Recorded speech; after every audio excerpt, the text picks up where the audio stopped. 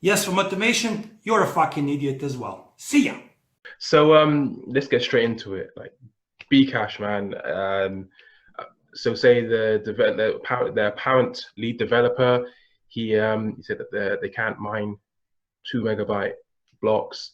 Rocky, do you want to hit this off? What's going on with this? Because it was a Reddit post or something that came out that everyone's picked up on. Yeah, actually, it was in a Telegraph article, Okay. Cointelegraph. Right. And, Okay. yeah, it talked about a lead developer that came out and said that BCASH can't really handle blocks over 2 megs. But, you know, I've been seeing this in the mempool for many months now, where whenever their chain does get backed up a bit, which, you know, isn't very often, usually it's because somebody's trying to stress test the network or something. It's not real transactions. But it will get backed up, and then they'll clear it with 1 or 2 meg blocks. And I'm like, why are you doing this? Because you have an 8 meg, you know, maximum block size. Well, back then they did. Now they have a 32 meg. Let me share my screen here. Sure. And I could show you. Here's the article that talked about it on Cointelegraph. And so now here's the BCH 1 week history of the mempool, and here it is in megabytes. So you can see they typically have like a quarter to a half a meg worth of transactions at any one time. But for some reason here, it got way backed up. This spike here went up to like a 46, 47 megs, and this one's like 50, 51.3 megs. So these big spikes should be cleared in 2 blocks, right? Because they have a 32 meg block size. So why is it being cleared in 1 or 2 meg blocks? I don't know. I think there is like a 8 meg in here, but they won't do a very big block back to back. I think there's one 8 meg here, and there's like an 11 meg here. But they're all surrounded by 1 or 2 meg blocks. It's like they're afraid to go over 2 megs for any length of time. That's interesting. Agartha, what's your insights on this? I mean, it's literally a shit show over there. It's literally a shit show over there. Look, anyone who holds and trade that BCASH will still do it for Bitcoin. It's no rocket science. About that fee, yeah. I mean, it's yeah. I about that block size. Yeah, I remember reading about that, but I didn't go far into it. It's just a bunch of shit show when we talk about Bitcoin Cash. I mean, anyone who remember the start of Bitcoin Cash, they promoted that they had low fees on Bitcoin Cash, but when it started, they didn't really have low fees. And I mean, it's just another shit show over there. It's literally another shit show. It's gonna be fun to see what happens when we see more of this. Definitely. Yeah. Daniel, and it's great to chat to you again. It's been a while. What insights do you have on this BCASH news? Are you surprised? No, because pretty much Rocky, like before this shit, you know, even happened, he was on Atomizer saying why bigger blocks didn't work. So, you know. Yeah. Just another quick insight on Bitcoin Cash, guys. And any of you guys can just jump in on this one. We'll just have an open discussion. That seems to flow really well. BCASH and BSVs is like hash rates. Do you reckon they could have like another hashing war at some point? Like, do you reckon they just kind of destroy each other? Because when they split apart, they haven't really recovered since then. What do you guys think on this? And just throw your insights in on this one, guys. Well, frankly, Scarlett, you know, who really cares, right? But you know, if they do have another war, I see that as a good thing because they're ahead. At least BCASH is far ahead, you know, at the block height, and which is going to make their halving come up quicker than Bitcoin's. Last time I checked it, a week or so ago, they were like 40 days ahead of Bitcoin. The BCASH's halving is 40 days ahead of Bitcoin's halving. So that's 40 days at half the block reward. So who's going to mine, you know, BCASH with half the block reward? I don't know. So Exactly. I don't know if their emergency difficulty adjustment's going to kick in again, or if you know, who knows what's going to happen. But that 40 days could turn into if a bunch of miners leave that chain to go mine on Bitcoin to make a lot more money, that's going to slow down their blocks drastically, which will slow down their next difficulty adjustment, which could stretch that typical 2-week period out to 2 months, 3 months, 4 months. Who knows? We'll see. We'll find out next year, second quarter. But yeah, it's all a big disaster over there. Yeah. I mean, who will mine Bitcoin Cash for those fees? Anyone looked at the fees? It's it's a joke. You will not make any money. Yeah, they promote, oh, Bitcoin Cash is very cheap, very fast, low fees, blah blah blah blah. Oh yeah, very good, very nice. Applause. How much Bitcoin Cash? How much money? In other words, Bitcoin or Bitcoin Cash, still money value, fiat value. How much are you making that when you speak about having low fees and you being a miner on Bitcoin Cash? It's ridiculous, and I still don't get it why people. Yeah, it's just another shit show. And it's gonna be fun. I definitely agree. Now, I think you remember Roger, we're speaking about making the block size bigger for Bitcoin Cash. So it's just, it's gonna be fun. Definitely fun. Look, this is what I say. A node is like a runner, right? And at the finish line, the government has a shooter. And if you run with the Bitcoin Cash, guys, you run with what? With how many nodes do they have? 100, 200 nodes?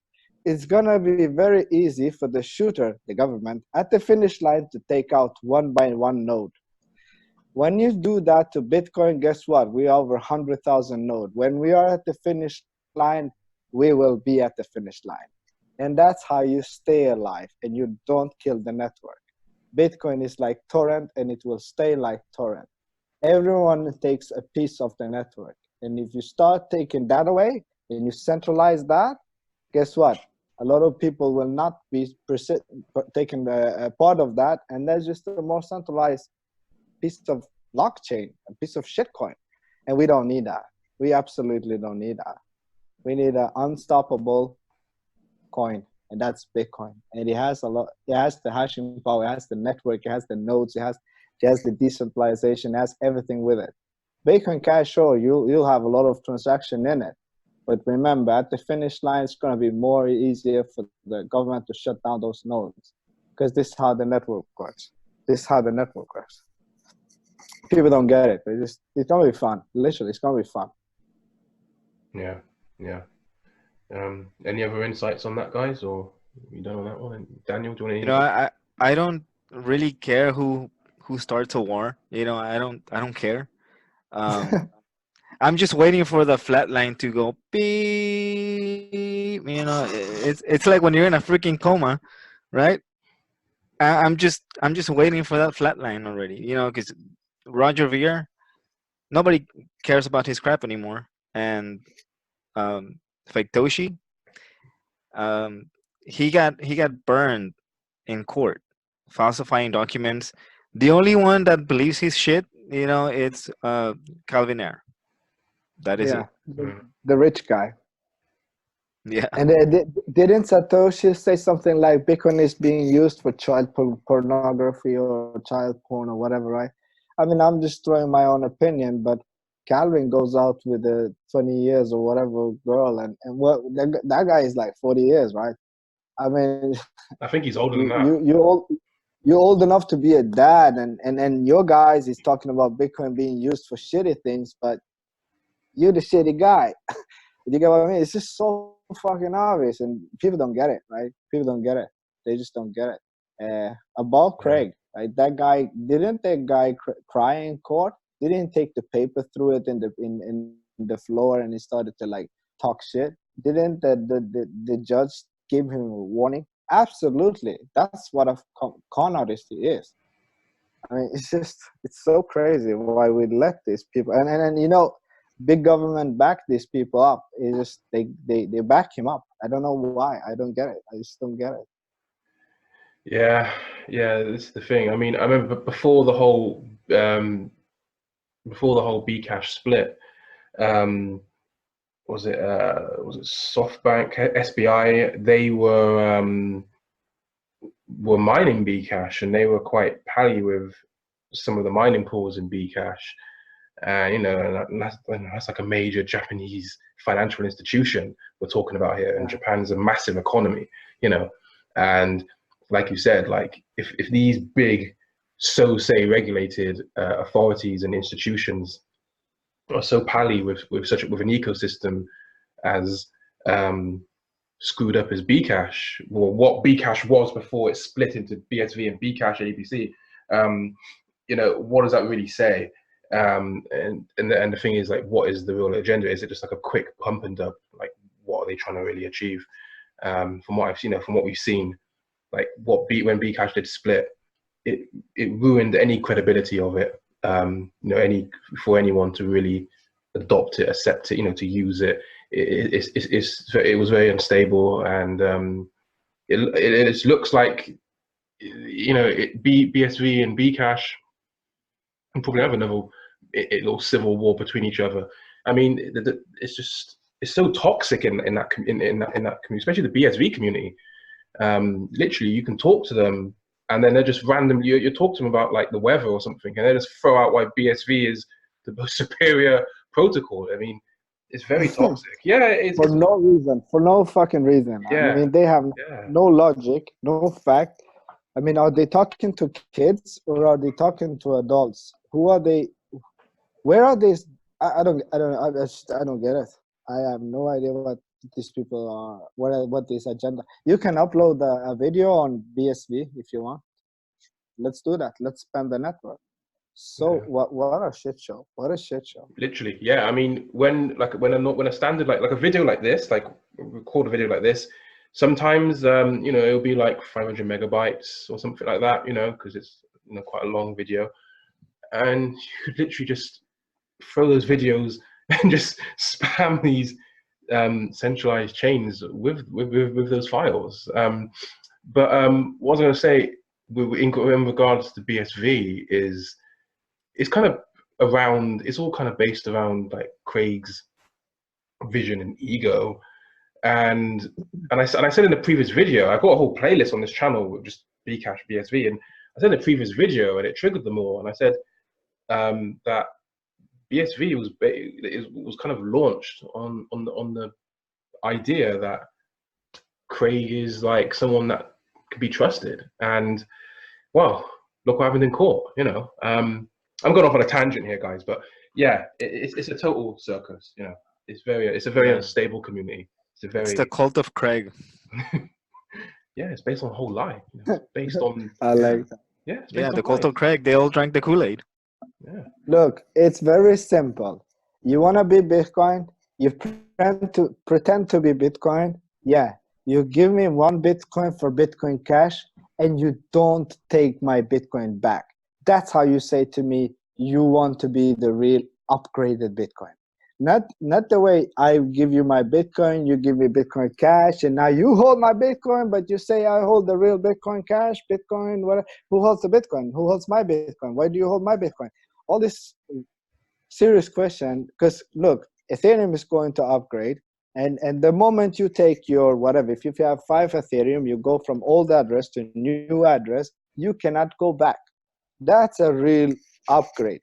And Bitcoin Cash, they told everyone, we are the upgraded Bitcoin. We are faster, secure, we are blah blah blah blah. It's all bullshit, because they take your Bitcoin and they'll give you Bitcoin Cash, and you can still go back to that Bitcoin, but you'll go back lower in price.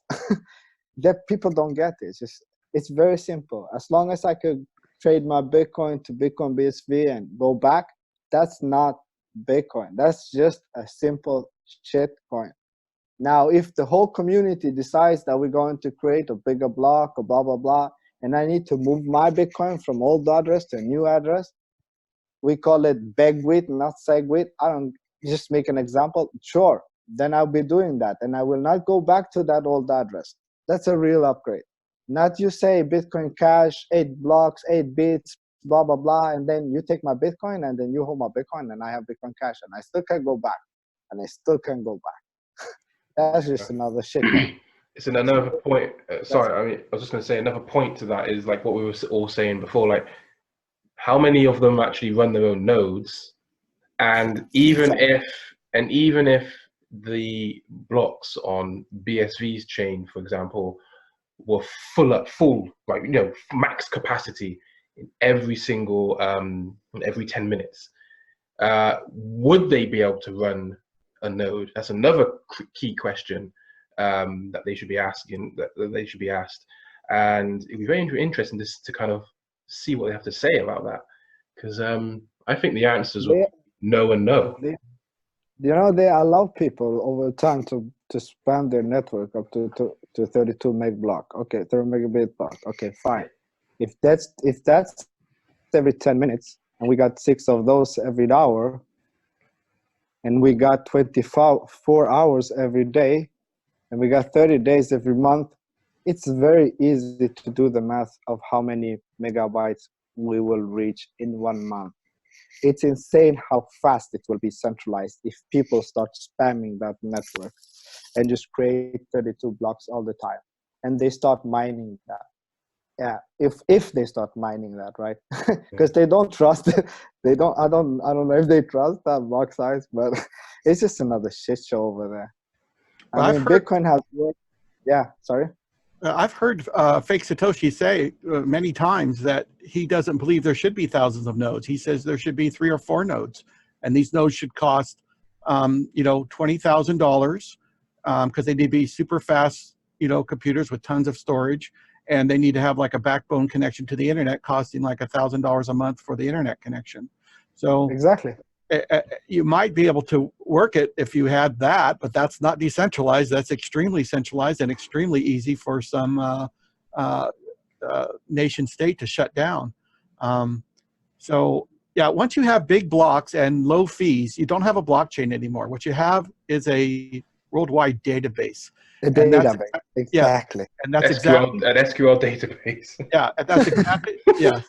And that's exactly what Ethereum is thinking about doing, is storing their data on the BCASH blockchain because they have so much space there. It's not being used, and it's super cheap, at least it is now. And, because their blockchain is messed up. And I remember Vitalik saying when Ethereum was coming out that, we'll never have the scaling issues that Bitcoin has. And then it was CryptoKitties that broke the blockchain. It was kind of the straw that broke the camel's back. But as far as I'm concerned, the Ethereum blockchain is completely broken. If you cannot spin up a new node and sync up to the current block, that's a broken blockchain, in my opinion. So it's broken. They know it's broken. They're trying to fix it with sharding. They're trying to fix it with storing their data on another blockchain that can't scale. Because you're going to have 32 meg blocks, but they don't want to mine 2 blocks that are 8 megs back to back. So that's not really working too well. So it's going to be fun to watch this all play out. It's a shit token asking help to another shitcoin. Like, let me store my database here. Will we see a fork on Ethereum? That's the big question, which I think we will. I think we'll see a fork on Bitcoin. On Bitcoin Cash. No, sorry, on Ethereum. Sorry, Ethereum. Yeah, they want to fork to proof of stake, but they've been talking about this for years, and they can't seem to come up with a way to do it properly or do it safely, so they haven't done it yet. We'll see. From what I understand, they said it. Sorry, carry on. 2020 February or something, January, February 2020 or some shit like that. I'm not so sure, but yeah, we'll see. I remember that. And I think it would be good for Ethereum to be a proof of stake. It's not money. They're not trying to be money. That was another thing that Vitalik said before, during, and after the launch of Ethereum, that it's not money. It's a smart contract platform. Yeah. So it doesn't need that security of a mined or proof of work blockchain. So I think it would be great for them to go proof of stake. Yeah, I fully agree with you. Look at those ears. I was just gonna say, yeah, the proof of stake ETH chain, I think, from what I understand of the whole situation, it's basically like a whole new chain. but it's still going to basically interface and link back with the proof of work chain, from what I understand. The thing is, or I could be here's what wrong. how I've understood it. The moment they go proof of stake, I think they need to hard cap their coin.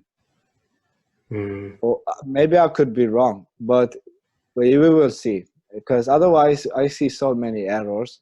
But we will see. We will see. I think because if they do that, then guess what? The pyramid Ponzi is back, and people will still give out their Bitcoin for this other shit coin to make more Bitcoin. That's what everyone wants, right? Everyone wants more Bitcoin. So Yeah, I guess when they hard cap it, they'll just Ponzi is back. The Ponzi is back, I guess.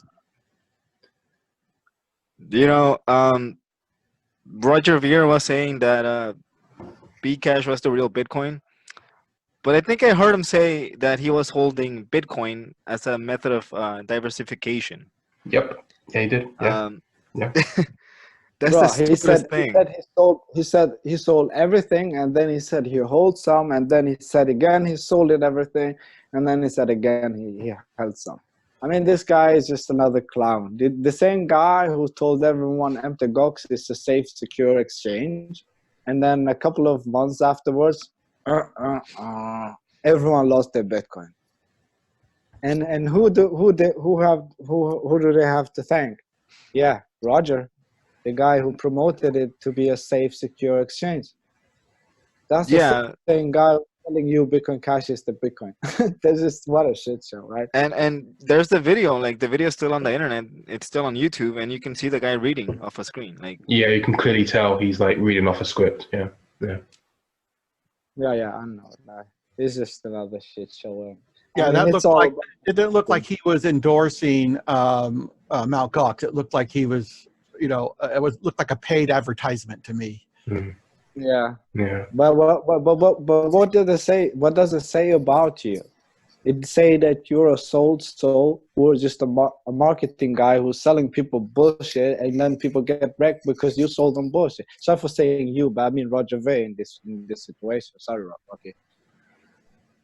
Oh, what was that? But, yeah, I said you when I meant Roger Ver. Oh, you have people like Roger Ver who stands on YouTube and shield these things, right? Does a marketing thing, but he doesn't think of people getting wrecked. Doesn't think of that.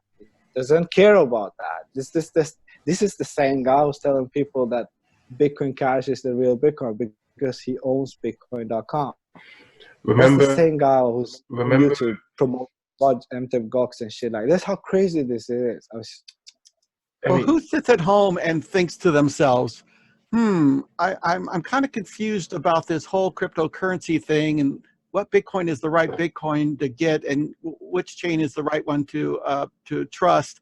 Maybe I should take the advice of a convicted felon. Yeah, that's what I should do. That's a good one. That's a good one. You know what? It makes me. Yeah, look, I have family members, right? And when they see Bitcoin Cash and they say like Bitcoin is just Bitcoin and they say this cash and it's much cheaper, I swear to God, most of them want to buy it because it's just cheaper than Bitcoin. And they think it's just Bitcoin. And you go to the Bitcoin.com page, right? And he's just the first thing that he's promoting is Bitcoin Cash on a Bitcoin.com page. He's just misleading people over and over again. If you watch back in the day, Roger Ver video, he was shilling Bitcoin Cash like it was hardcore Bitcoin. Now watch his tone. Watch his tone saying if Bitcoin Cash is Bitcoin. Now he's telling you that that's his own opinion. Now he's a little bit scared. Why? Because of the drama that happened with the BSV. He knows that this could happen to him. If he starts promoting fake shit, fake things, saying Bitcoin Cash is the real Bitcoin and things like that, and people in the end lose money, they will put him in court, just like Craig Wright. This is what this, and now he's a little bit more careful. He should be. He should definitely be more careful because if people lose money thanks to him, wow, he will lose Bitcoin.com in a second. Agartha, did you see when the first time I was on Luke's show? And I was at the end of the show. I was talking about how it's listed on Roger's website that to go buy Bitcoin, and then it says BCH, Bitcoin BCH. It was listed 3 times as BCH being Bitcoin, and then and I talked about how since he sells Bitcoin and Bitcoin Cash, that's false advertising, that's fraud. And then the next time I went back to the site, he had it fixed. He changed it to Bitcoin Cash BCH. And so I went back on Luke's show a couple months after that and showed everybody that it changed. So that video I know. found in the Trying to change his ways. playlist. I know he watched it. I know he watched it because I was talking to when I was doing the other channel, right? I was talking about Roger. I was talking about him, and he left a comment saying that BCASH was the real Bitcoin, right? And it's like, oh yeah, because the white paper doesn't mention SegWit. Well, dumbass, the white paper doesn't mention the emergency difficulty adjustments either, right? Exactly. Well said. Well said. Yeah, and it also doesn't mention checkpoints, on the blockchain. Yeah, it's like They have checkpoints now. It's like you're traveling, and like, well, what the hell is this? Am I going somewhere and I'm getting, checked by the military or something? Like checkpoints. Yeah, it's literally a shit show. Yeah, and Craig Wright, it's not the first time he's been in court for perjury. He's always in court. Yeah, he's been in court a few times. Yeah. Yeah. I saw a video of him running in a clown suit or something like that, and he was running the marathon. And I saw it on a YouTube clip. It was like a news clip, whatever. And he was running in a clown dress or whatever, and he was running this marathon. Look, fellas, this guy is literally a clown, right? And the BSV community don't get it. When we speak of Roger Ver, the guy is a marketing guy, and he's a good marketing guy. When we speak of the real Bitcoin, we all know the real Bitcoin. These people will get themselves in trouble. I think they will promote this shit, what they are doing, maximum a year maximum. And then after that, they will stop saying Bitcoin Cash is the real Bitcoin or Bitcoin SV is the real Bitcoin, because they'll put themselves in big trouble. At least the core people, because this shit it has to stop. It has to stop. I mean, Ethereum Classic doesn't go around and say we are the real Ethereum. I mean, they really are, but they don't go around saying it, Yeah, they don't go around and say that. And most people launch their DApp token on Ethereum, not Ethereum Classic. So it is what it is, It has the most nothing. I mean, that's the same thing over here. But when we have a shitty community of a bunch of shitty bots and shills, and it is what it is. It's just people. Yeah, just gotta be careful out there. It's interesting to look at how the main supporters of BCASH and BSV don't do too well in court. Roger ended up doing 10 months in prison, and now Fake Satoshi just lost his case in court. So it's not looking too good for those chains, or those chain supporters, I should say. What do you think, Rocky? He will pay the Hocus Pocus coin that he has, or that they say he has? Oh, yeah. I don't know. I guess at one point during the court case, he said that he mined some like 900 Bitcoins between, one date and another date. I don't remember what the dates are. And so now he has to give half of those. It's about 480 coins to the Kleiman estate. And he has to give half of all the intellectual property he has to the Kleiman estate. So, yeah. Do you think he holds it, Rocky? Well, I mean, if you believe what he said, and I don't believe anything that he says. I mean, look at Satoshi. Look from 2008, when Satoshi first published the white paper, October 31st, 2008, till when did he disappear? Was it in 2011? 10. Yeah, 10 or 11 was. Yeah, okay. So during that whole time, he went so far out of his way to stay anonymous. Why would he ever come out and start screaming, "Here I am, I'm Satoshi, I'm the real Satoshi"? Why would he do that if he went so hard to stay anonymous during those years? Didn't Craig, when he kind of emerged, didn't he actually do like an interview with the BBC of all the fucking people? Well, I think it was on the BBC That's- anyway. yeah, thing. it was He on had- the BBC, yeah. But the thing about Craig, right, is that when he got outed by Gizmodo and Wired, he said, "Oh, I'm not Satoshi. I'm not Satoshi." And then he was getting investigated by the Australian Tax Authority, and then right after that, he said, "Well, I'm getting investigated, but it's not because of Bitcoin; it's because of something else." And then after that, after a while, he said, I'm Satoshi, right? I'm Satoshi, and I'm gonna prove it." And he never did anything. He did the interview with the BBC, and then he cried and he said, you guys, you don't deserve it. It was a mistake. I'm sorry.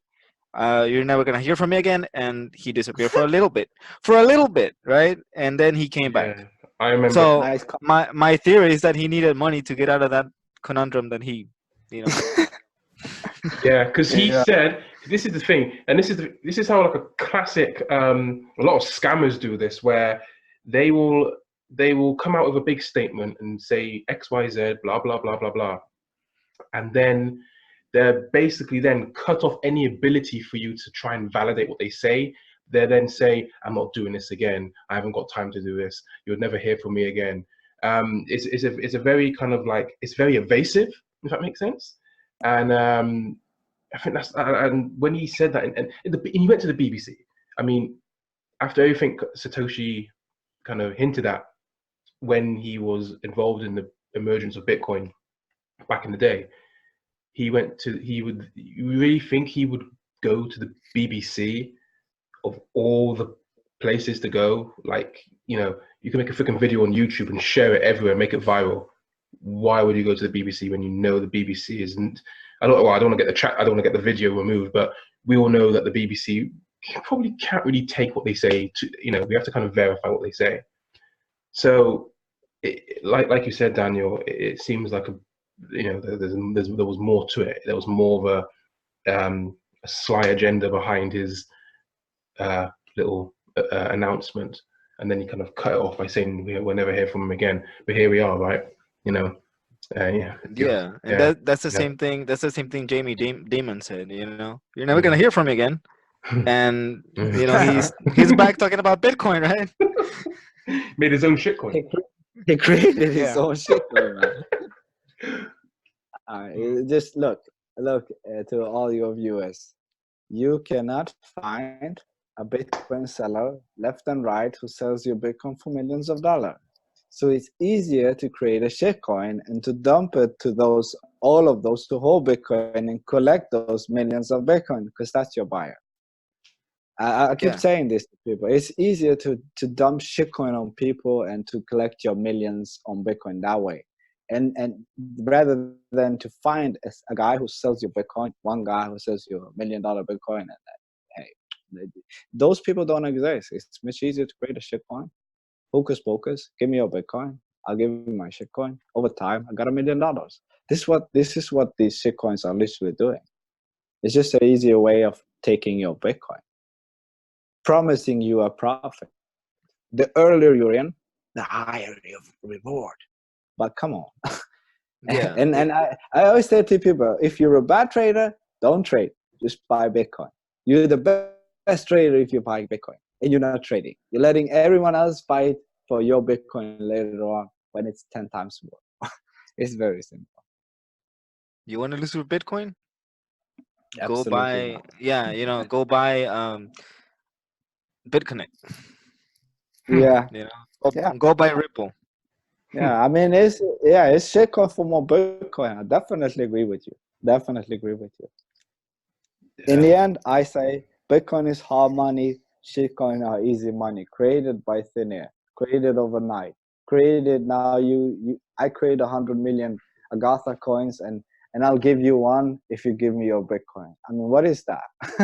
What is that? And What is that the was, use case? and that was literally 2017. Really. That was literally how it was. Yeah. It was. I'm buying this to dump it for more Bitcoin. And people need to realize what printing out of thin air is. People tend to think that that's like a pre-mine, but it's not just a pre-mine. It's whenever you fork another chain and you split that coin onto a new chain, that's like photocopying a bunch of $100 bills. Those are fake bills. Those bills weren't, part of the system. Like all the coins on Bitcoin were mined fairly from the Genesis block on, right? They were all, work was done on this chain for every coin on this chain since the Genesis block. You can't say that with Bcash. You can't say that with BSV. They forked and they started off with a photocopy of all the coins up to that point. And so those coins weren't mined on that chain. Those coins were created out of thin air. And so whenever you create coins out of thin air, whether it's a pre-mine or a fork like that, that's very scammy. It's a scam. They just did that so they could sell you those coins back, like Agartha says, for the real Bitcoin. Yeah. I mean, this is literally, it goes to all of the shitcoins out there. None in any way disrespect to anyone or any viewers or anything. But I would love to buy a shitcoin that doesn't accept Bitcoin. I'm a very simple guy. I'm thinking of profit here, but I don't see that. I don't literally see that at all. All of this shitcoin wants your Bitcoin, and it's very simple. I'm thinking with my fundamentals here. If I find a shitcoin it doesn't accept Bitcoin, I would love to buy that. It tells me another language. But when you have a shitcoin and it accepts Bitcoin, and you want my Bitcoin, and I'm taking your shitcoin just to dump it 100x return, I'm doing that for Bitcoin. I'm doing that for more Bitcoin. And people have to understand. Here you go, Agartha. Here is a Rocky coin, and I will sell you this for $1 million. Yeah, I will not take Bitcoin for it. Get a T-Ripple for it. Can I write down $1 million in a paper? Just write it, 1 million. This is literally what the banks do today, right? Right. And the thing is that I think humanity is so lost with what wealth is. The question of what is money is something that should be asked a lot more, because what people think of money, because when you've got money and you have currency, and a lot of people just have no idea of what money was, what money should be. Yeah, the school system doesn't teach you that. Money, absolutely, money pretty much is debt. So they tell you save money so you can have nice things, but you're getting into debt, right? Like you need a good job so you can get out of debt, but money itself is debt. Right. They're printing it out of thin air as much as they want. Right, and then the thing is with that as well, this currency that we're told to work hard for and get a good job for is absolutely plundered by inflation. We're not given the official inflation stats. I mean, we can work it out for ourselves. I mean, we're all smart guys here, but the average Joe, he looks on BBC News, 2% inflation and 2% annual inflation on the pound. Okay, so even if it is just 2% per year, I mean, in the long term, over like 2 or 3 decades, your savings are literally being absolutely plundered. Like, I mean, it boggles my mind. I mean, you can teach a 6-year-old kid this. A 6-year-old kid can grasp this. And it boggles my mind why people, baby boomers, millennial generation, whatever that's now coming up, why are they trusting these banks? I mean, why are they putting all their money? Like, I feel so sorry for people who spend their entire life saving up, and every year, every decade, it's just totally wiped by inflation, rising costs. Like, I'm going off in a tangent here, I'm going off on a rant, but it's the same blindness to what money is and what wealth represents. We can see it in the crypto space. I mean, let's face it. Let's be fucking real here. Most of the people that made money in crypto in 2017, they didn't have a fucking clue what they were doing. They were just like, oh, I'm gonna buy this Bob coin, and they got lucky. You know, if it was, you know, and that's why they got totally wrecked. I remember seeing the comments on Facebook when Bitcoin first hit like 12K, and people then all the like, you know, everyone like, you know, Joe Blogs, you know, your neighbors, they were like putting like chunks of their life savings into it, and they were wiped. And you know, yeah, I mean, it's you know, this is the way it is. You know, the impatient give the money to the patient. You know, I suppose it's always going to be that way to a certain extent. But like you said, Daniel, there's no education of this type of stuff in schools, Right. especially public schools. Public schools will teach kids zero. Like most of the shit I know now, school didn't teach me. Pretty much, you know. I mean, Yeah, and I read an article not too long ago, right? And it was like the most richest woman. Well, I don't know about smart, but it was the richest woman in South Africa, right? yeah. She put, you know, money into Bitcoin. She bought her first Bitcoin, I think, at 4,000. I told her, Rocky, and then the last one, I think she bought it like maybe like 18,000, and she was expecting, you know, for it to keep going up and up and up and up and never come back, you know, never correct. Yeah, Like how dumb do you have to be to do that, you know, and then say, oh, Bitcoin is a scam, right? Like if you're rich, right, like at least, you know, have like a little bit of freaking knowledge and say, hey man, you know, this is not gonna last forever, so I might as well have a backup plan, right? And right. she Yeah. did It's it. 2 years, just 2 years. If you bought Bitcoin 2 years ago today, you would be up 240%. So that's not a long time to wait. Yeah, that's how fast it is. That's pretty mad gains for 2 Yeah. years. Yeah. In a stock world, this beats many stocks. Yeah, and that's Many. just 2 years. Figure it out for 3 years, 4 years, 5 years. Okay, Yeah. it starts to get insane.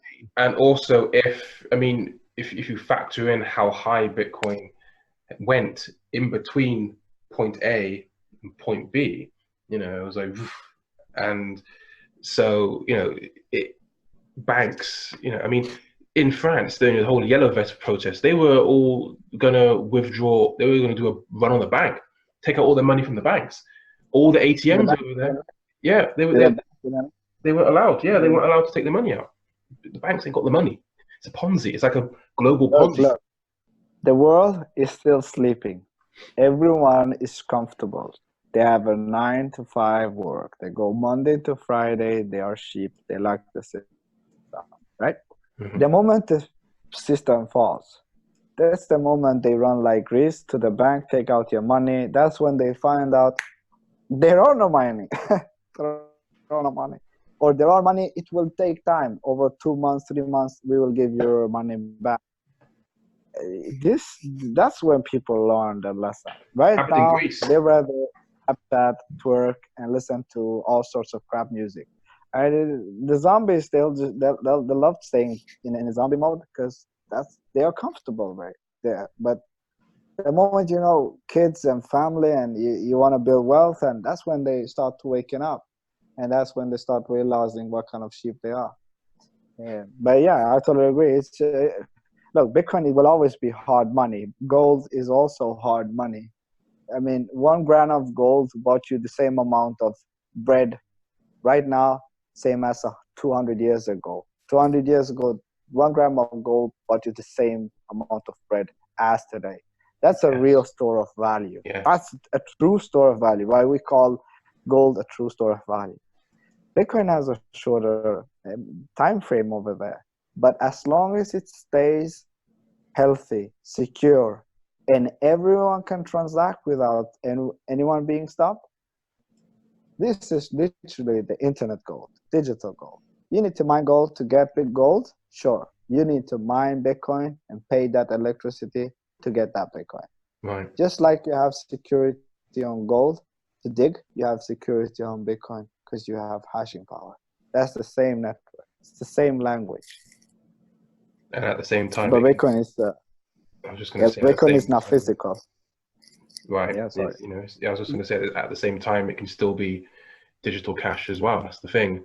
And you know, it's like you said, it's the security is key. I mean, okay, so wow, that was deep. What about the Bitcoin dominance metrics? I mean, we can all just throw in insights on this. Yeah, I could talk there over just a little bit fast. I don't know. Do you guys remember the all-time high on Ethereum? Yeah. Yeah. Oh, What was the all-time high on Ethereum? Is it 1,200 or something? 1,100, $1,200, something like that. And against Bitcoin, how high was that? 15% of a Bitcoin. Anyone remember that? I don't can follow show you. Ethereum much. Yeah, let me show you this screen. I'll share my screen. 1 second. Bam. You see, you cannot share the screen with too many percent. Okay, I can share the screen because too many participants.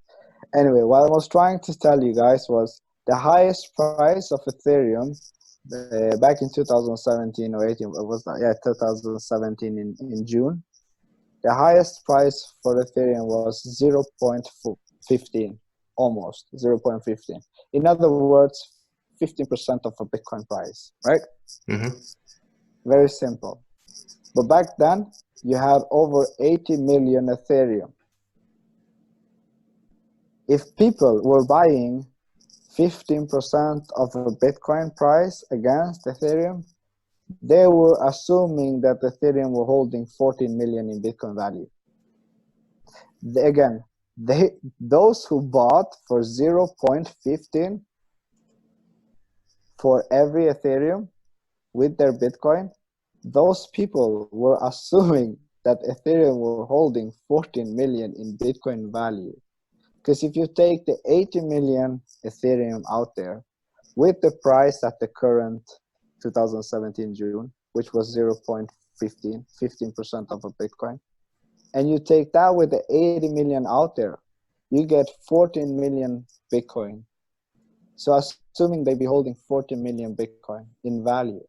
Otherwise, I don't understand why would people pay 0.15 for one Ethereum. That's just crazy. That's just far from math. You know, you cannot create Bitcoin from thin air, right? If you start dividing the price of this shitcoin and you assume how many Bitcoin they be holding, now you're creating more Bitcoin than you have. You can't do that. So the real topic here is the shitcoin price. All of them are fake. They should be much lower. They could pump, definitely. The core developer holds 70% of the shitcoin. Sure, they will hold the majority and let it pump, and they will dump it again on people. That's how they feed the Ponzi. But if you do the simple math, 0.15 Ethereum's price. How many Ethereum? 80 million back then.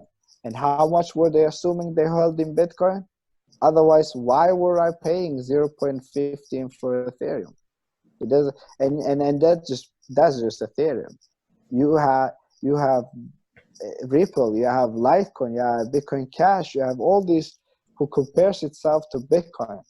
But if you take all those shitcoin with the price of Bitcoin, you start to see what they are assuming to be worth in Bitcoin value. What they are assuming to be worth is not really worth that. It's just a fake shitcoin price, literally a fake dominance price. So the dominance metric that everyone's looking at. I think when it comes to the BTCD on TradingView, I think you could use that as a direction, but you cannot really chart that nor trust that data. This is the thing. Where's all the data, like on CoinMarketCap? Like, where's all the data coming from? And they've even said, you know, a lot of the data that's coming from these exchanges. I mean, for a time, data on CoinMarketCap, so, you know, a portion of that was coming from BitConnect, fucking BitConnect. So, you know, and we all know like exchanges like to rig their data to make it look like they got more volume.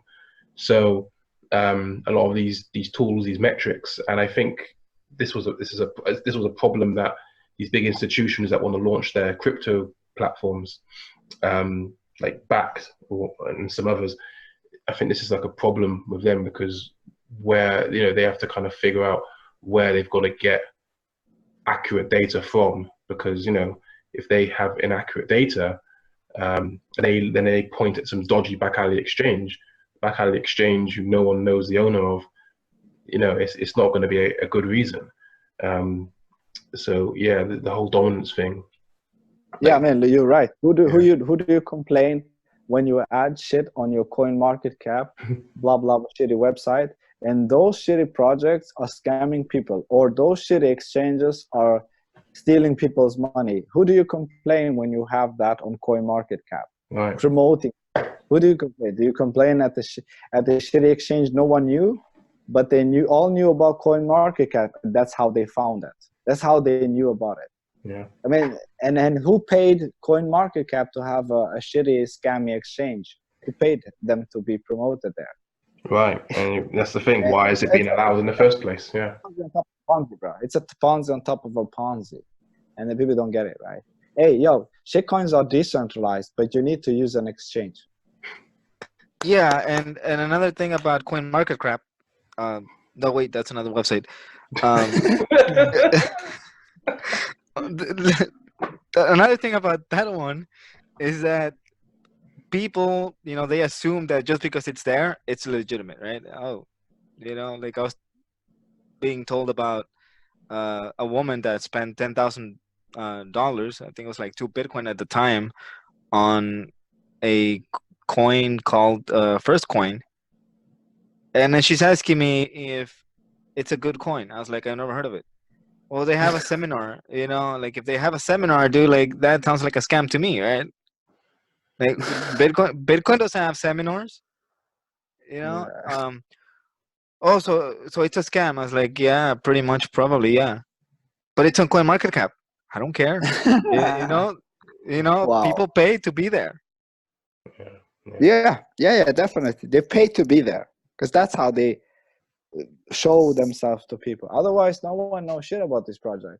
This free commercial or payment. Wasn't there an ETH Connect as well, and that was listed on CoinMarketCap? I mean, this is back in 2017. Yeah. It was for like a day or two, and then that will turn out to be a flop, and it was just removed or stayed as a zero. Segwit 2x was also on CoinMarketCap for a little bit. Yeah. Segwit 2x was on CoinMarketCap for futures trading. Right. Hey, Luke. $1 billion. Yeah, mate. Hey, I was trying to share my screen, but it says I can't because you're sharing. Oh shit! Sorry, mate. Yeah, let me turn it on. Yeah. I understand. Go ahead, Rocky. Yeah. All right. Yeah, I could turn it on now. So, Sorry about that, guys. No problem. Here is a tweet from the 4 Satoshis, and these guys are brilliant. Everyone should follow the 4 Satoshis on Twitter. But this is from 3 days ago from CoinMarketCap data, right? If as much as you could trust it, right? It's kind of the best, one of the best sources out there. I mean, are there issues with it? Yes, but you know, it's what we have to look at. But like I said, this is from 3 days ago, so I don't know why this tweet wasn't listed in that article from Crush the Street. Thank you, Rocky. They kind of beat you to it there. But this shows, you know, the dominance rising, you know, heading to 70% on Bitcoin as these other coins. Ethereum is 7% and dropping. You see the overall trend is dropping. BCASH, which should really be called Ccash because it's under 3/100ths of a Bitcoin. So you can see that it's also dropping and currently at 2%. Well, 3 days ago it was at 2%. And Dash is a pitiful 0.28%. And it can't really drop. You can't see it dropping much on this chart. It actually is. But, you know, there's not much room to go. It's in the underworld now. It's in the underworld. I thought Dash was being used in Venezuela. According to that guy on Adam Meister's show that got triggered, you know. Yeah, according to Dash people, but according to people who are actually there, no, it's not. And I I just wanted to show some coin market cap websites here. So this is, the coin market cap for all of its glory. I really like Coin Tab. It has some features that are nice, so people might want to check that out. And this is what Dan was talking about, coin market crap. This shows you like how crappy all the coins are except for Bitcoin. And then this is coin market book. So this weights the rating on how many buy orders are 10% away from the current price of the coin. So it figured it out for Bitcoin and used that as the standard. So Bitcoin's 100%, and then everything's a lesser percent of that. So you can see it drops off really quick to these coins just having, no volume at all on their selling, which we talked about earlier. But my absolute favorite coin ranking website would have to be, let me go to one more.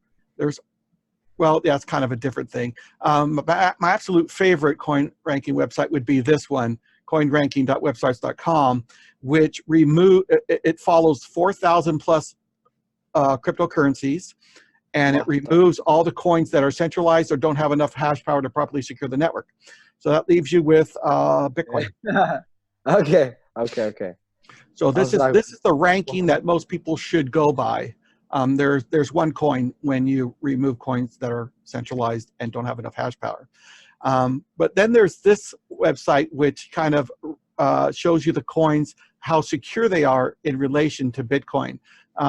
So lots of exchanges, they make you wait for so many confirmations before they allow you to trade when you deposit coins, and that's because they don't have the hash power that Bitcoin has to properly secure that this is not going to be double spent. So with Bitcoin, if you are looking for 6 confirmations in Bitcoin right now, that takes about 54 minutes, or just about an hour. So to get that same security of 6 confirmations in Bitcoin, you need over 2,000 confirmations in Ethereum, which takes over 8 hours.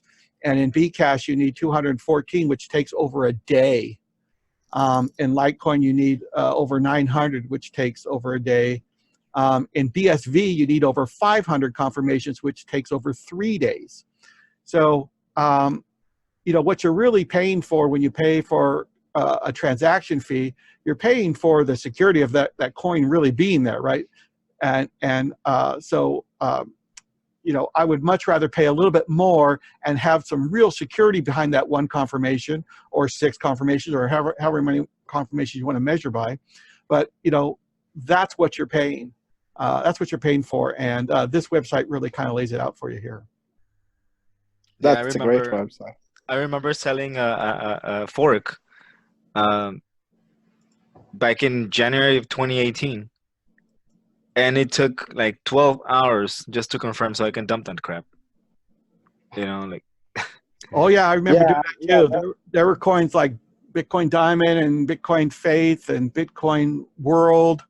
Sometimes it would take 4 or 5 days to get enough confirmations that they were with 50 confirmations, right? Yeah. Oh, more than that. There are coins more than that. Like 60 or something. I've seen that kind of behavior. It's because people don't trust the transaction to go through one node. They rather have it go through 100 nodes because that's how unreliable that chain is, I guess, untrusted. But when we speak of Bitcoin, people accept 2 Bitcoin confirmation, 3 Bitcoin confirmation. So it's much faster. I mean, people will promote, hey, we have a 2-minute block time. So you will get your confirmation in 2 minutes. And I asked them, don't they? Digibyte will try all that and say they can. Yeah, but then I ask myself, but how many confirmation do I need? Do I need 1, 2 minutes, or do I need 200 or 2,000? There was Lightning Bitcoin, and just to have it sent to the exchange, it'll have like a second confirmation or something like that, was it? I would send it there, and I have to wait like a little bit, not too long, and then could dump that crap. That's good. Yeah, I like it's shitcoin for more Bitcoin. I hope your viewers gets it, and whoever. Yeah, I mean, just look, yeah, I don't want to go too far, but hashing power speaks my language, right? Hashing power speaks my language. And we just broke new all-time high. And we keep breaking. And we keep breaking and breaking and breaking. And we will still break. Follow the batches. The releasing batches, yeah, guess what? New hashing power is coming. New Yeah, it batches? all goes to Bitcoin. I got Exactly. the latest hashing chart up right now, comparing Bitcoin in blue with BCASH in red and BSV in orange, and This is going. you could see that the BCASH or what we should be calling Ccash and BSV are just pretty much flatlining along the bottom as Bitcoin just keeps going up and up and up and up and up. So the miners know what coin to mine. They know where the innovation is. They know where the real security is. They know where the future is. They're not going to buy all this equipment and pay for all this electricity to mine a coin with no future. And this chart shows it right here. And I'd like to point out this area right here where it was coming down back in 2018. And there were many articles written about the Bitcoin mining spiral of death, as it was going down and down and down, and I was like going, oh my God, are you kidding me? The spiral of death, all it did was put it back at levels from like June of that same year, as this was, what is this, November and December of 2018. So all it did was go back to that summer. It wasn't a big deal, but this was supposedly the spiral of death. Yeah, right. And then what happened after that? It just, started its stairway to heaven. The smart money came in and took action. Look how fast it is going. Like, look how parabolic it is going within 2 years. If this is the chart that I'm looking at, this is going to be massively secured. I mean, the hashing rate will be insane in 2025. It's just going to be crazy. And that means just a lot of people will get themselves involved, and a lot of people get very little Bitcoin. And those same people will not be happy, but I bet you they will not want 10,000 for Bitcoin. They will not sell you a Bitcoin for $10,000 when it costs them 50,000 to mine.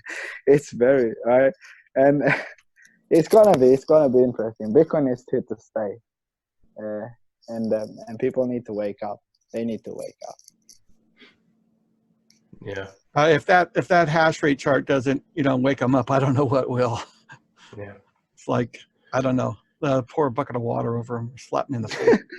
Well, this is what happens, and there's, it's out here. I mean, most people should should have at least heard of Bitcoin by now. I mean, look, not everyone is always, what's the word, awake or in tune with these type of things, but they will be. And I mean, when people wake up to the whole to their salary decreasing every year, and they work more for less, and they see these alternatives, these things, these store values and stuff like that, these platforms that don't conform to a singular authority, maybe then they'll wake up. But onwards and upwards for now. I think it was New Zealand that just passed a law that they're allowed to pay employees with Bitcoin or their Yes. Yeah. So I think as people start to say, yes, I want 50% or 80% or 100% of my wages in Bitcoin, and then some guy who doesn't do that sees his neighbor getting all these things that that he couldn't he could never afford before. He kind of was just keeping up with him, and now his neighbor's buying a bunch of stuff that he can't afford anymore, but they both have the same kind of job. And it's like, well, what are you doing? How are you getting all this stuff? Oh, well, I get my wages in Bitcoin now. So my money, it builds, it goes up in value over a few months instead of, down 2% or more every year, And so then he might start getting 25% or 50%, and then, just keep building and building from there. And then at one point, it's going to just snowball, and just everybody's going to want to get paid in Bitcoin. Yeah, well, people are gonna wake up when they see the price going, $100,000, and they're gonna be like, "Whoa," because it happens. Sadly, they will buy the top again. Sadly. Yeah, Yeah, so because it happened, right? When it was like $5,000, you know, prior to that, I was the idiot that bought Bitcoin, and then my cousin's like, "Hey, man, how do you buy Bitcoin? Where do you get it?" You know, like, like as soon as he saw like $5,000 for Bitcoin, right? You know, he wanted some, It's and that's what fascinating. people do. It's fascinating, the human psychology behind this, because I was watching a video, and I'd done a video about about institutional investors and what they've been saying, and there was a video of them. I think it was Morgan Creek, one of those guys, and with that, and they were saying how when you get like a sale on TVs, a sale on cars, like what's it called, Black Friday. In England, we have Black Friday, but we also have something called Boxing Day, which is like sales day basically. Um, and everyone's just in a frenzy trying to get those bargains, cheap TVs, cheap consoles. But when it comes to things like assets, like undervalued stocks, when gold was in that bear market, when Bitcoin crashed, nobody wanted to touch it. But when it was like all, when it's all sky high and popping off, like how the stock market just doesn't seem to fucking die at the moment, and Bitcoin's was exploded from 3,200 to like 14K this year. Then people come in when it's really expensive. Like the whole kind of psychology behind it, it's fascinating. It's like a feeding frenzy Yeah. of sharks. It's like when the price skyrockets, it's like blood in the water to a shark. They just go into frenzy mode. But I think that's all going to go away when people do start receiving their wages in Bitcoin. You no longer have to buy it; you're working for it. That's a game changer. And I think New Zealand is just the first country to do this. And soon there'll be 2, and then there'll be 4, and then there'll be 10, and then there'll be 20. Well, if we call Bitcoin a store of value, it seems to trigger the BSV lot. They start kicking off over that. But at the end of the day, they complain about how everyone in Bitcoin trusts and follows Blockstream, but they trust and follow onchain. Wait, Craig. do they think that Bitcoin will stop working if Bitcoin Core doesn't help Bitcoin? Do they think Bitcoin stops working? What a clown! Bitcoin will continue working even if Bitcoin Core doesn't exist. People need to understand that. Big question. Good money. Good money always drives out bad money, right? So to be a good money, you have to store value, and the more value you store, the better money you are. So I mean, nobody wants to hold a coin so they can spend it and it keeps going down in value. That's fiat. I don't want fiat. I'm tired of fiat. I'm tired of losing 2 to 5, even 10% of my value every year on fiat. I want a coin that goes up.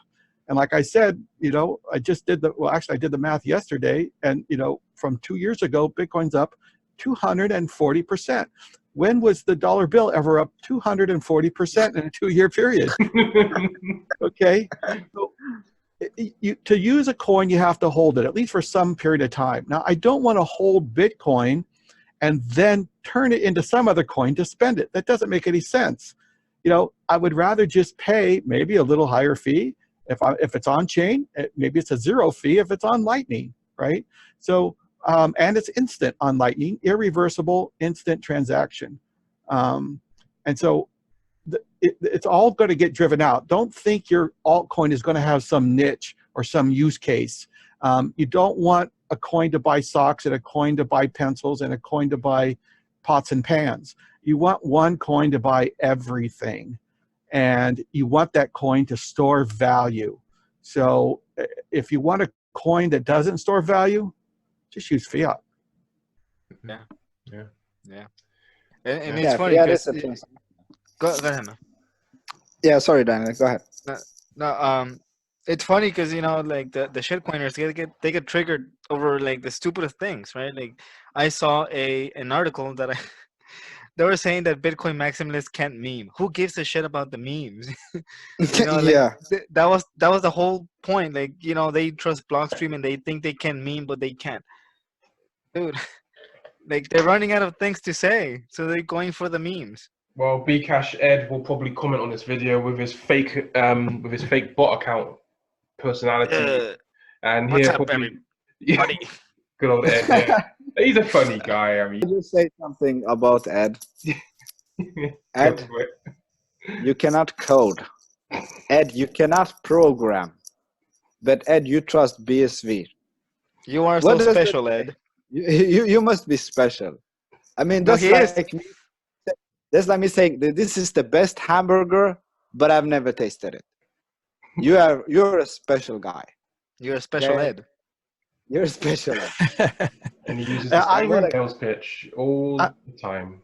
I remember Ed from 2 years ago. He used to be in the Aussie, the BS filters chat.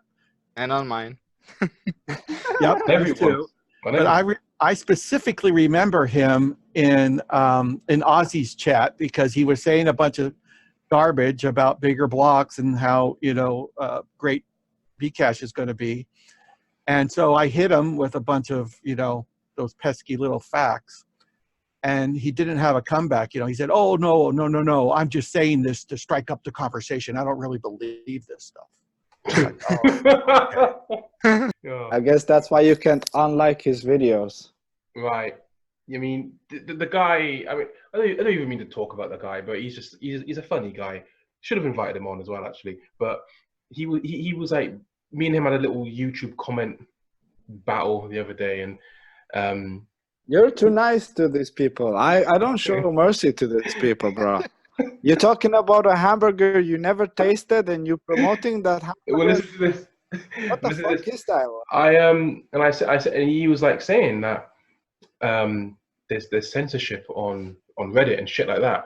I was like, you're talking about censorship on Reddit, but what's one that's got nothing to do with the Bitcoin protocol? Reddit is a node nowadays. It's a node nowadays. Reddit, Wow. what people do on Reddit has nothing to do with it. And then he's blocking people's comments on his shit that we're dealing with. But from what he was saying, from what Rocky just said, he's just trolling everyone for the sake of it. He ain't got nothing to do, or he's just doing it for likes and for that YouTube advertising revenue. It must be that. I don't see what else it can be. Subreddits Does he are have always that many monitored. subscribers? Subreddits are always monitored by moderators that block you or ban you if you don't stay on topic. It's a Reddit thing. It has nothing to do with Bitcoin. Exactly. But now, if you want to talk about censorship, let's talk about a Ccash, right? If everyone, I'll say Bcash just so everyone knows what I'm talking about. Let's talk about Bcash. They actually, and this is after they had their little, where they tie down the blockchain. What's it called? Their checkpoints. This is after they had the checkpoints put in. They 51% attacked their own chain to mine empty blocks to give them time to edit out transactions in the mempool, replace them with their own transactions to take those coins that were accidentally sent to Bcash addresses. From a Bitcoin or vice versa. It was Bcash coins sent to Bitcoin SegWit addresses by mistake, and so they edited their mempools while doing a 51% attack on their own chain to censor out those transactions. So that is censorship. Wow. That is censorship on their blockchain by their devs. It's Bcash is special. And for those who hold Bcash, as Luke said, how many hold them in a ledger? And how many of them hold it in a real node and compared to a ledger? Well, I mean, this is the thing again. There's no logic with them. If they were truly, fully, full fanatics, and let's just say in some parallel universe that Bcash and BSV had full blocks every damn 10 minutes, every hour, just chock a block with transactions. Everyone just loved using it, right? All that, like we covered earlier on, all that hard drive space you're going to need day in, day out. How many of the BSV and Bcash followers, how many of them are going to run a node? That's what they need to ask themselves. How many of them are how many of them are even going to attempt to download the goddamn network? A lot of them won't. I mean, look, the BCASH community and the BSV community is already like a minority. It's not like very big, and it's split apart again back in October, November time. So then you take out the people who aren't able to sync up those nodes because it's just too much space. They just haven't got the resources for it. And yeah, again, like we said, when you get to that finish line, you're gonna get picked off. Literally. I think yeah, the guy I was meaning to say was Ray X Charles. I think you know who I'm talking about, Rocky. Yeah.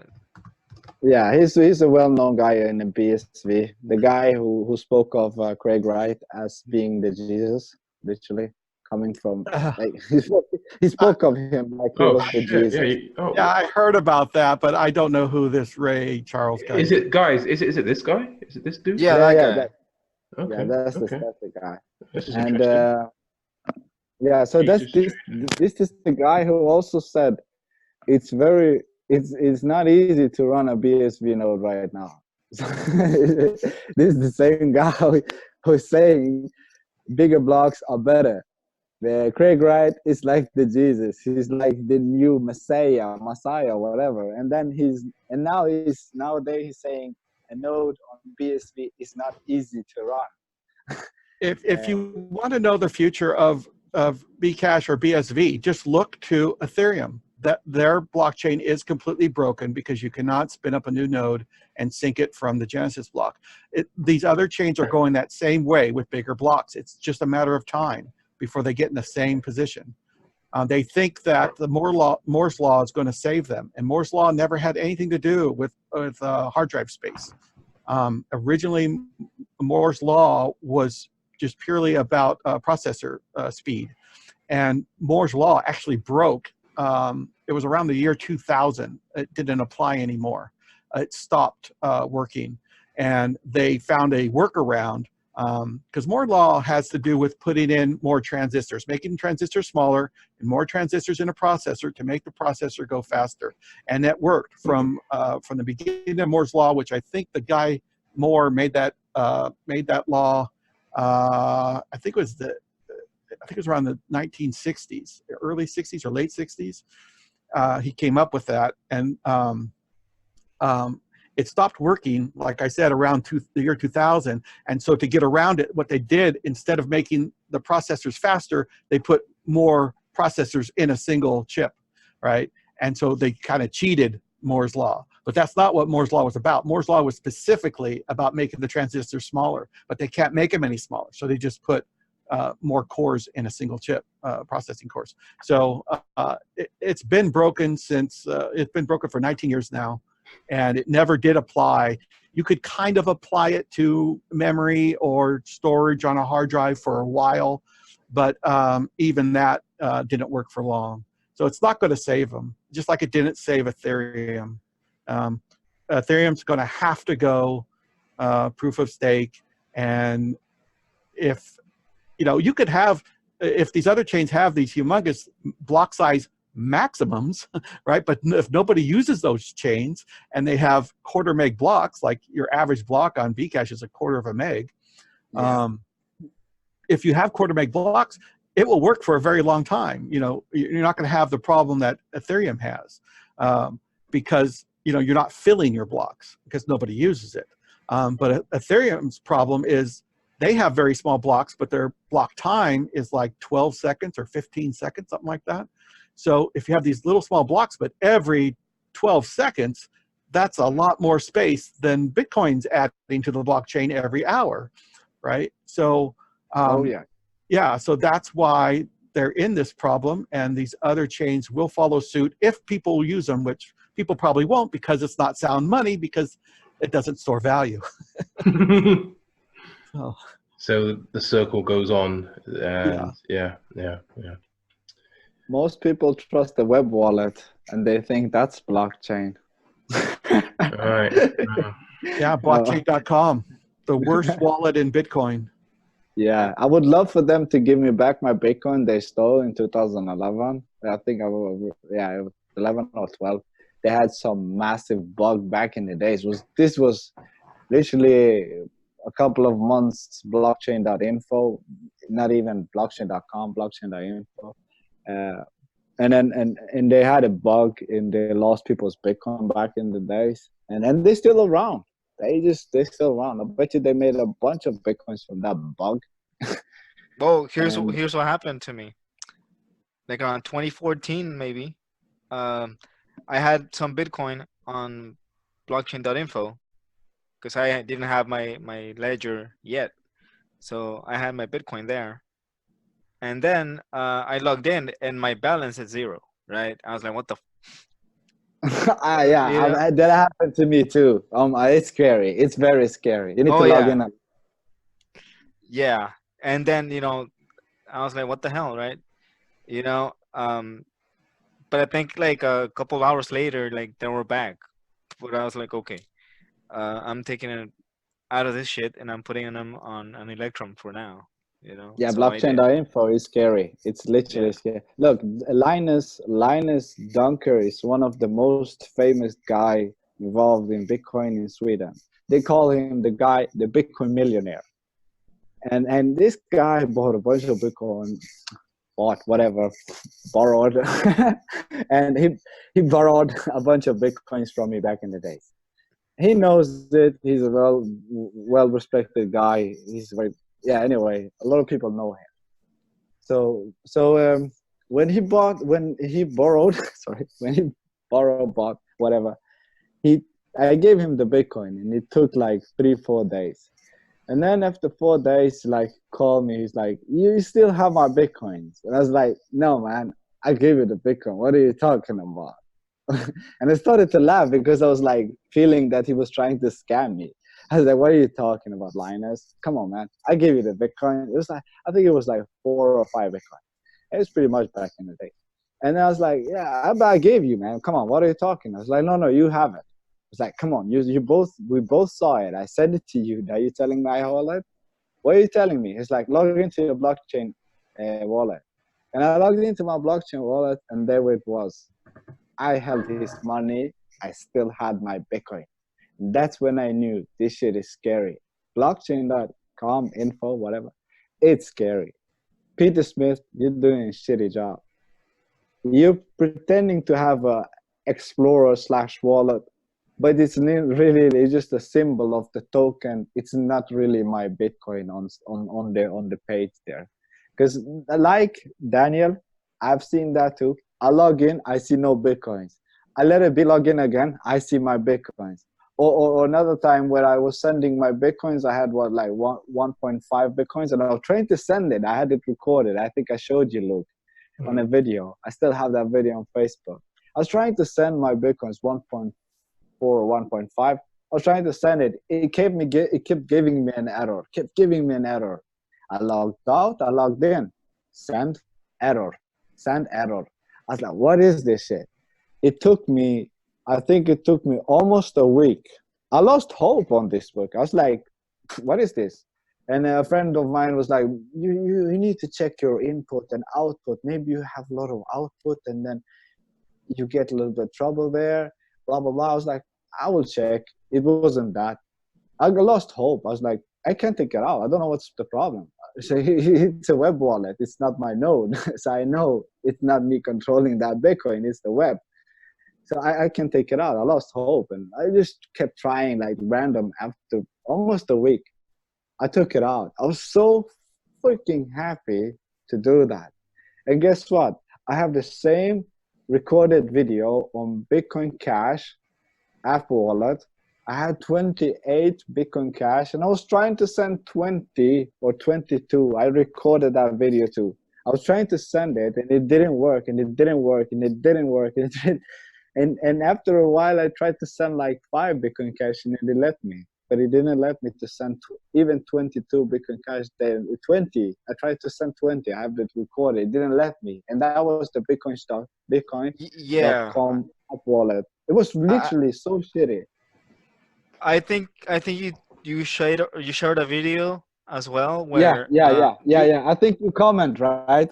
you're I doing think it. Yeah, you're doing it on a ledger, and I said, hey man, like if you want to send it, you can't send like fractions of it. You have to send the full amount, yeah, and then but it'll let you. I think you're talking about now. I think you're talking about when we're moving from Ledger to Segwit, right? No, I think it was That was I, another thing blockchain did. I think it was in January of 2017. They said they were ready for SegWit. They're just waiting for it to activate, and they've never activated SegWit addresses on their wallet. And here we Yeah, are. they said it over a year, and we're still waiting. Yeah.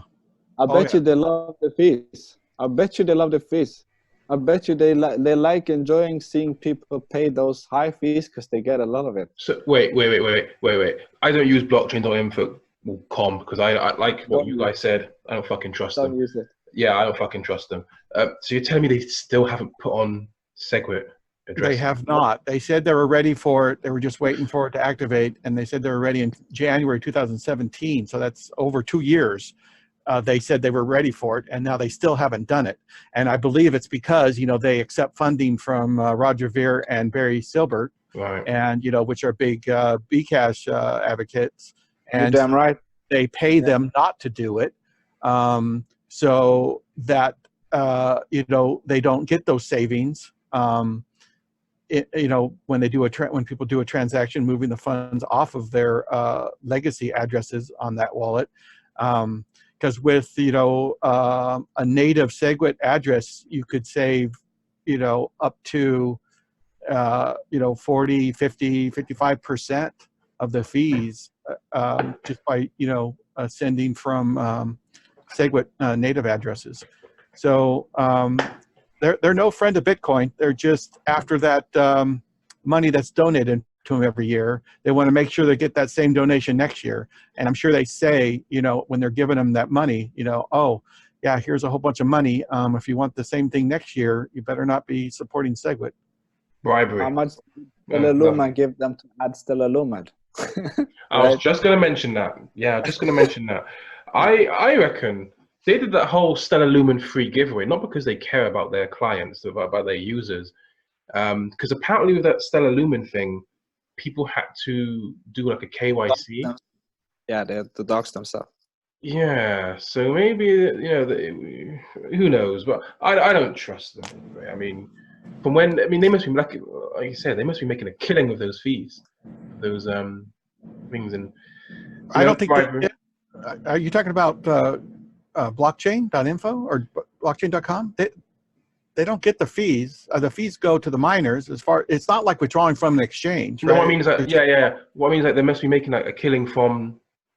They could. You know what they could do? Yeah. They could choose to make the lower fees, but they don't choose to make it the lower fees. And guess what? Someone's making money, and it's not you, and it's their friends.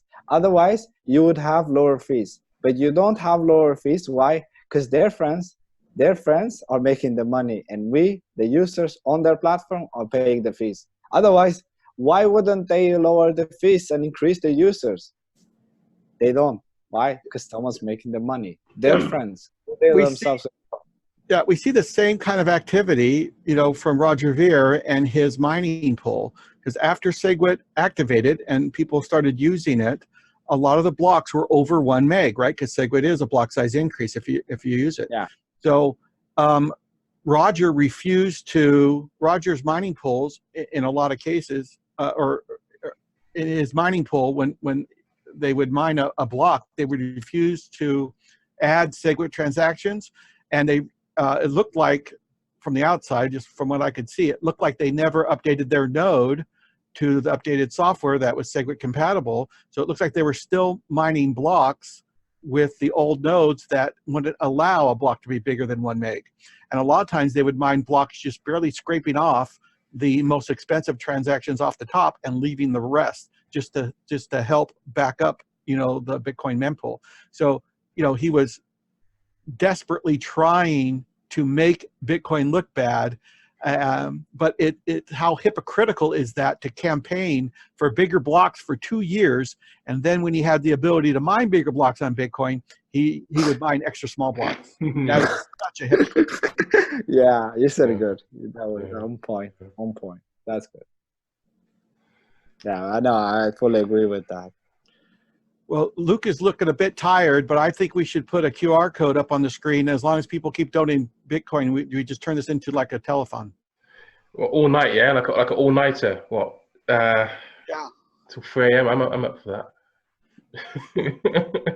Put a lightning address on there. As long as somebody sends a Satoshi every hour, we'll keep going another hour.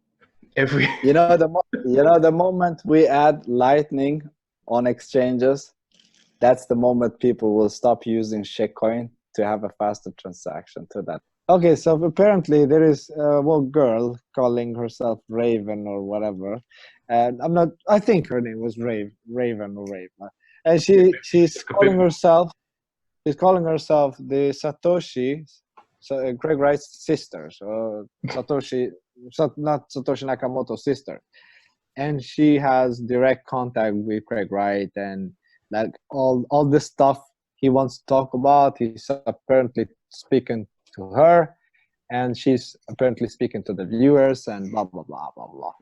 Yeah, so yeah, I was just checking if you guys have heard about that. Not me. Wow. About that. Maybe I can see if I can find her video, her YouTube link, and I'll give it the proper name. But I think it was Raven or something like that. Yeah, River. Yeah. So this is the girl that's here. I can share my screen and and you guys can see this. Of course, I'm following. Follow your enemy. I think I've seen it. Is that the one? The video you sent? She did a video and you sent it. You shared it to me one time. Yeah, Satoshi's sister's Discord. See? Satoshi's sister Discord. And her name is Raven. She's charting Bitcoin SV. And in the beginning, she was like, Bitcoin SV is going to pump. Bitcoin SV is going to pump. And then if you look at the comments, she was like getting slaughtered by the comments. And her attitude totally changed now. She's like, yeah, Bitcoin SV is going down. And she's more honest now. She's like, no, it's going to pump on the opposite direction. Downwards. Yeah. Now, but don't be surprised if this shit is gonna pump later in life, and people buy the top, and then they say, oh, it's the real Bitcoin, and then it dies. Go lower. I mean, don't be surprised. I mean, look, the same reason people bought Ethereum very expensive will be the same reason people will buy Bitcoin SV or Bitcoin Crash. But these same people will still get wrecked. Because the same people will dump them Bitcoin SV and Bitcoin Cash for more Bitcoin. Because they are in the same position we are now. But the next cycle, these new people will think that's the next Bitcoin. And they will buy it. They will wreck themselves. You don't do your homework, you will get wrecked. This is crypto, right? It's a jungle. It's a jungle, literally. Yeah. Look, I got wrecked many times before. I had to learn it the hard way. Trust yourself. Don't have any heroes. Your Bitcoin Core are the heroes. Okay, they are the heroes. Don't take it close to your heart. When they do something and you take it close to your heart, you were the weak person who were not trusting your investment. You were trusting a hero, a guy, or a group. And I've taught many things in crypto. You should never have any heroes. The Bitcoin allows you to have no heroes. Bitcoin allows you that. So keep in mind that even if your best hero turns out to be a Bitcoin Cash or Bitcoin SV supporter, just know that. Yeah. Anyway, we all know where I'm going with this, right? But it is what it is. Yeah. All right then. I'm gonna get to sleep, man. It's like 10 to 2 in the morning. Epic video. I'm gonna this is gonna take my laptop ages to convert to like a MP4, but yeah, I'll just get to do that all night. Because Zoom, it generates like two files, and you gotta like click them, and it converts it. So it'll all be up in like an hour or two? Well, put a few more hours on there. Put about another 20 hours on there, mate, and then we'll see. So yeah. Can you upload it on Bitcoin SV blockchain too? Oh yeah.